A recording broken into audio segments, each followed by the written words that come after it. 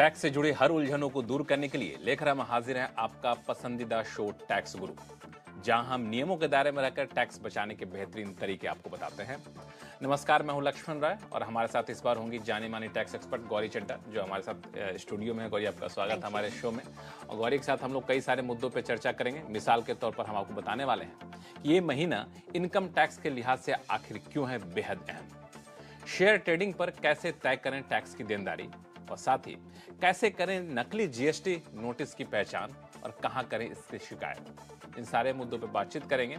लेकिन चूंकि income tax की बात हम करते हैं और आमतौर पर मार्च के महीने को इनकम टैक्स के लिहाज से काफ़ी महत्वपूर्ण माना जाता है, क्योंकि कारोबारी साल खत्म हो रहा होता है। तो कुछ लोग अप्रैल को मानते हैं चूंकि कारोबारी साल शुरू हो रहा होता है, लेकिन हम आपको बताने वाले हैं कि मार्च अप्रैल नहीं बल्कि मई का महीना जो है वो आपके लिए बेहद अहम है। क्यों अहम है? ये इसके लिए अलग अलग तारीख है, जिसमें उस तारीख तक आपको इनकम टैक्स से जुड़े हुए ये काम निपटा लेने। वो काम कौन से हैं और तारीख कौन से हैं, गौरी से पूछते हैं। गौरी, ये मई के महीने में भी कई सारी डेडलाइन है। बिल्कुल बिल्कुल लक्ष्मण, बहुत सारी डेडलाइंस हैं। सबसे पहले अगर हम शुरुआत करें तो 7 मई से पहले आपको टीडीएस जमा कराना है अप्रैल महीने का। जिस तरह हम हर महीने का टीडीएस अगले महीने की 7 तारीख से पहले या 7 तारीख तक कराते हैं। तो सबसे पहले तो हो गया टीडीएस जमा कराने का। दूसरा आपकी डेट हो गई 15 मई, जिसमें आपने अगर कोई प्रॉपर्टी खरीदी है तो उसका आपने रिटर्न भर के जो सर्टिफिकेट देना है वो देना है। साथ में टीसीएस की जो रिटर्न है उसकी डेट भी 15 मई है।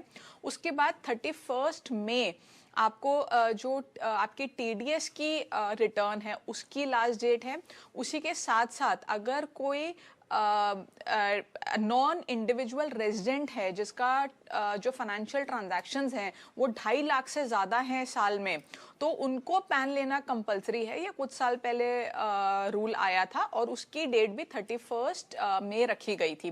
तो ये कुछ ड्यू डेट्स हैं जो मई में आपको ध्यान रखनी है। छूटने पे ऑफ कोर्स भारी पेनल्टी लगेगी। बिल्कुल, छूटने में पेनल्टी लगेगी और कई बार आपको कन्फ्यूजन होगा, क्योंकि हमारे शो में हर बार इस तरह कई सवाल आते हैं कि मैंने ये तारीख मिस कर दी, अब मुझे क्या करना होगा, मुझे इनकम टैक्स विभाग ने पेनल्टी लगा दी, उससे कैसे बचे, नोटिस आ गया तो उससे कैसे बचे।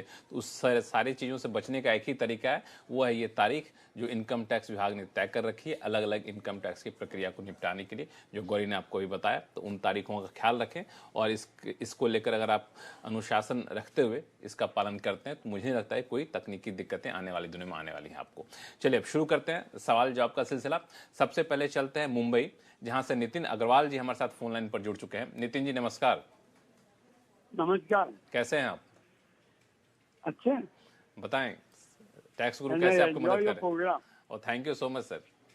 टैक्स गुरु से क्या हम लोग कुछ कर सकते हैं आपके लिए, बताएं। देखिए, मैंने जो है हाँ करीब 9 साल पहले अच्छा एक फ्री बॉन्ड्स आए थे हाँ जो गवर्नमेंट कंपनियों के थे, पावर फाइनेंस कॉर्पोरेशन या आरईसी। तो अभी मैंने जो है अप्रैल के अंदर वो बॉन्ड बेचे हैं। ठीक है। और नियम बॉन्ड के बेचने पर 2 लाख रुपए का लॉन्ग टर्म कैपिटल गेन हुआ। 2 लाख रुपए का, ठीक है। और इस गेन पे कितना टैक्स मिले इस फाइनेंशियल ईयर में बताया। ठीक है, गौरी हैं बताएंगे आप। 24 में। ठीक है गौरी। ठीक है, देखिए जो आपका टैक्स फ्री बॉन्ड है तो उस पे जो इंटरेस्ट आपका आया होगा वो तो आपका एग्जेम्प्ट होगा, उस पर आपने कोई टैक्स नहीं दिया होगा। अब आपको इसमें लॉन्ग टर्म कैपिटल गेन हुआ है 2 लाख रुपए का, तो इस पे आपको टैक्स देना होगा। ये आपका एक तरह से डेट की तरह ट्रीट होगा। तो इसमें आप जो डेट की कैलकुलेशन होती है उस हिसाब से कैलकुलेशन करके आप 20% का जो टैक्स है वो देंगे। तो 20% का आपको टैक्स देना होगा, डेट की तरह इसका कैलकुलेशन करेंगे। नितिन जी, आपकी दुविधा दूर हो गई? हाँ, इसका मतलब it will be treated as a share only. ये डेट की तरह होगा, शेयर नहीं, इक्विटी नहीं, डेट की तरह ट्रीट होगा। अच्छा, डेट की तरह ट्रीटमेंट इसका दिया जाएगा, उसके आधार पर आपको जो है सो टैक्स का कैलकुलेशन होगा। क्लियर है अब? तो मुझे लगता है कि आपकी समस्या आप सुलझ गई है। फिर भी कोई दिक्कत हो तो आप मुझे बताइएगा। तो अगले कॉलर हैं दिल्ली से एन दास गुप्ता जी, जो कि हमारे साथ फोन लाइन पर जुड़ चुके हैं। दास गुप्ता जी नमस्कार। हाँ नमस्कार सर। बताएं कैसे सबसे पहले टैक्स गुरु टीम को मेरा श्रद्धापूर्ण नमस्कार और हमारे अर्जी को लेने के लिए बहुत बहुत धन्यवाद। नहीं, हमारी पूरी टीम की तरफ से आपको भी नमस्कार। और रखते हुए हम अपने प्रश्नों पे आते हैं सर। जी जी बताएं, सवाल क्या है? सेक्शन 10, 11 और 10, 12 दोनों रिकॉग्नाइज पीएफ है। ठीक है। और अगर मान लीजिए हम पीएफ एडवांस लेते हैं तो उसको किस सेक्शन में दिखाना है, और रिटायरमेंट के बाद जो पीएफ मिलता है उसको किस सेक्शन में रिफ्लेक्ट करना है, ये हमारा एक प्रश्न है सर। ठीक है। नहीं, देखिए दोनों सेक्शन अलग हैं। जो सेक्शन 10, 11 है वो आपका स्टैट्यूटरी प्रोविडेंट फंड है। जो सेक्शन 10, 12 है वो आपका रिकग्नाइज्ड प्रोविडेंट फंड है। दोनों में फर्क है। सेक्शन 10, 11 जो है उससे आपकी जितनी प्रोसीड्स आती हैं वो आपकी टैक्सेबल नहीं होती हैं, वो आपकी एग्जेम्प्ट होती हैं। जो आपकी सेक्शन 10, 12 की प्रोसीड्स हैं हालांकि वो भी एग्जेम्प्ट होती हैं, लेकिन उसमें कुछ क्लॉजेज हैं, जैसे कि आपको 5 साल की कंटिन्यूस सर्विस होनी चाहिए, या कुछ एक्सेप्शनल केसेस पे जैसे डेथ के केस में या परमानेंट डिसेबिलिटी के केस में वो एग्जेम्पशन मिल जाती है। आप अगर वो सारे जो कंडीशंस हैं वो फुलफिल करते हैं तो आप सेक्शन 12 में अगर आप वो रूल को फॉलो करते हैं, फुलफिल करते हैं तो एग्जेम्पशन मिलती है। तो दोनों सेक्शंस अलग हैं, दोनों अलग फंड है। सेक्शन 10, 11 आपका स्टैट्यूटरी है, सेक्शन 10, 12 आपका रिकग्नाइज है। दास गुप्ता जी क्या बिल्कुल क्लियर है? जी जी, तो यानी पीएफ एडवांस को हमको 10 सेक्शन 11 में ही डालना है? नहीं, देखिए वो डिपेंड करता है आपका स्टैट्यूटरी प्रोविडेंट फंड से आ रहा है या रिकग्नाइज प्रोविडेंट फंड से आ रहा है। तो पहले आप ये देखिए वो कौन से प्रोविडेंट फंड से आ रहा है, उस पर डिपेंड करेगा। खाली एडवांस से कोई मतलब नहीं है। किस प्रोविडेंट फंड में रखा जाएगा मैडम? हाँ जी, क्या पीएसयू के जो एम्प्लॉई हैं वो कौन सा प्रोविडेंट फंड पीएफ कटता है उनका? जो आपको सैलरी स्लिप मिल रही होगी उस पे लिखा होगा। आप एक बार अपनी सैलरी स्लिप पे देखिए। तो उससे आपको बहुत सफाई आ जाएगी कि आप किस प्रोविडेंट फंड से आपको मिलता है, फिर उस सेक्शन के तहत आप उसको दिखा सकते हैं और फिर उसके हिसाब से टैक्स की देनदारी आप तय कर सकते हैं। चलिए लेते हैं अगला सवाल सुमित धर दीवान जी का, जो कि छत्तीसगढ़ से सवाल आया है। दरअसल इन्होंने ईमेल भेजा है कि इनका प्रतिदिन यानी रोजाना जो है शेयर ट्रेडिंग का ट्रांजेक्शन 1 से 2 करोड़ के बीच में है। काफ़ी ज़्यादा इन्होंने ये बताया 1 से 2 करोड़ के बीच में है। और ऐसे में जानना ये चाहते हैं कि उसके प्रॉफिट पर उनको टैक्स देना पड़ेगा या फिर जो ट्रांजैक्शन होता है उसके ऊपर टैक्स भरना होगा। तो इसमें ना थोड़ी सी कैलकुलेशन अलग होती है। इसमें हमें 2 चीज़ें देखनी होती है। टैक्स तो डेफिनेटली आपको प्रॉफिट पे ही देना है जितना आपका प्रॉफिट बनता है, लेकिन आप पहले तो ऑडिट के दायरे में आते हैं या नहीं आते हैं, ये बहुत बड़ा सवाल है, क्योंकि इसमें लोग अक्सर कंफ्यूज रहते हैं कि ऑडिट कराना है या नहीं कराना। तो ऑडिट के लिए जो टर्नओवर आपको निकालना है वो आपका एब्सोल्यूट प्रॉफिट होता है। तो वो आपका बेसिकली आप प्रॉफिट लॉस कैलकुलेट करेंगे, सारे प्लस और माइनस के साइन हटा देंगे और टोटल करेंगे तो आपका एब्सोल्यूट प्रॉफिट आएगा। उस बेसिस पे आप देखेंगे कि आपका ऑडिट होना है कि नहीं, वो आपका टर्नओवर माना जाएगा फॉर ऑडिट पर्पस। लेकिन जो आपका टैक्सेशन है वो आपका प्रॉफिट पे ही होगा। टर्नओवर पे अगर जो टैक्स है वो ले लेंगे तो टैक्स बहुत ज्यादा बन जाएगा, तो वो आपका एक्चुअल जो प्रॉफिट है उसी पे होगा। एक्चुअल प्रॉफिट मतलब लॉस माइनस करके जो प्रॉफिट बनता है उसको, बिल्कुल जितना बेसिकली आपने इन्वेस्ट किया, जितना आपने उसमें से पैसा निकाला, उसका जो डिफरेंस है जो आपने एक्चुअल में कमाया है उस पे आपको टैक्स देना, उस पे आपको टैक्स देना होगा। और ऑडिट का भी तरीका गौरी ने आपको बता ही दिया। चलिए फिलहाल वक्त है छोटे से ब्रेक का।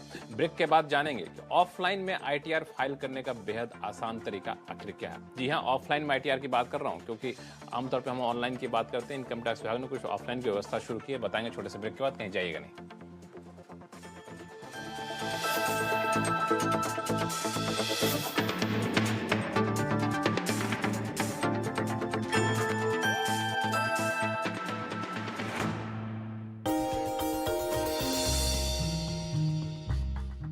डू यू नो में आज हम बातचीत करने वाले हैं देश की सबसे बड़ी पेंट कंपनी एशियन पेंट के बारे में। दरअसल इसका इतिहास तो काफी पुराना है, लेकिन कुछ इंटरेस्टिंग फैक्ट में पहला फैक्ट तो ये कि ये मार्केट कैप के लिहाज से दुनिया की दूसरी सबसे बड़ी पेंट कंपनी है। दूसरा फैक्ट, रेवेन्यूज के लिहाज से एशिया की दूसरी सबसे बड़ी पेंट कंपनी है और देश की सबसे बड़ी पेंट कंपनी तो ऑलरेडी है। इसके अलावा 80 साल पहले इस कंपनी की शुरुआत हुई थी एक गैरेज में, जो कि गिरगांव मुंबई में एक गैरेज है, और 4 फ्रेंड्स ने मिलकर इस कंपनी की शुरुआत की थी। और वहां से धीरे धीरे फेरबदल के बाद आज आप खुद ही जानते हैं किस तरह का बड़ा नाम, किस तरह की बड़ी पैठ ये कंपनी ऑलरेडी मेंटेन करती है। एक ऐसा भी समय था वर्ल्ड वॉर 2 में जब ज्यादातर पेंट इंपोर्टर्स जो थे वो बैन हो गए थे, लेकिन उस सिचुएशन के बाद आज की सिचुएशन तक आते आते देश की नंबर 1 पेंट कंपनी के तौर पर शुमार होते हुए दिखाई पड़ी है। इसके अलावा एक और इंटरेस्टिंग फैक्ट ये भी है कि जो इस कंपनी का लोगो है या मैस्कट है गट्टू, उसकी शुरुआत जो है वो लेजेंडरी इलस्ट्रेटर R.K. लक्ष्मण साहब ने की थी और उस समय पर एक कॉन्टेस्ट भी रन किया गया था कि जो उस मैस्कट का नाम तय करेगा उसको इनाम दिया जाएगा 500 रुपए के आसपास का। करीब करीब 47,000 एंट्रीज आई उस नाम के लिए ही महज, और उसके बदले में 2 लोग जो कि मुंबई में थे उन्होंने इस मैस्कट का नाम गट्टू तय किया। गट्टू आपको याद होगा वो मैस्कट था जो कि एक बच्चा जिसके हाथ में एक बाल्टी होती थी और एक पेंट ब्रश होता था, तो वो कंपनी का मैस्कट जिसके पीछे कई सारी इंटरेस्टिंग स्टोरीज भी हैं। और इस तरह कुछ इंटरेस्टिंग फैक्ट के साथ आप सुन रहे थे दुनिया की दूसरी सबसे बड़ी in terms of market cap, Asia की दूसरी सबसे बड़ी इन टर्म्स ऑफ रेवेन्यू और देश की सबसे बड़ी पेंट कंपनी एशियन पेंट्स के बारे में। कुछ और फैक्ट लेकर भी आते रहेंगे।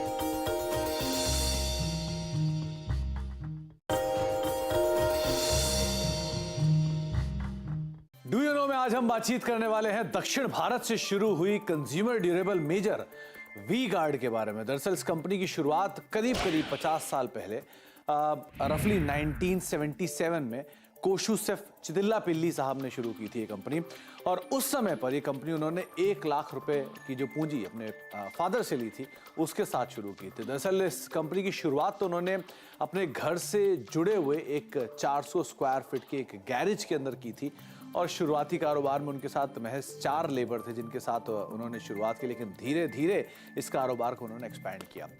वी गार्ड का शुरुआती बिजनेस जो था वो बहुत ही इंटरेस्टिंग ये बात है कि जो गांव में जहां से उन्होंने कामकाज शुरू किया तो उस गांव में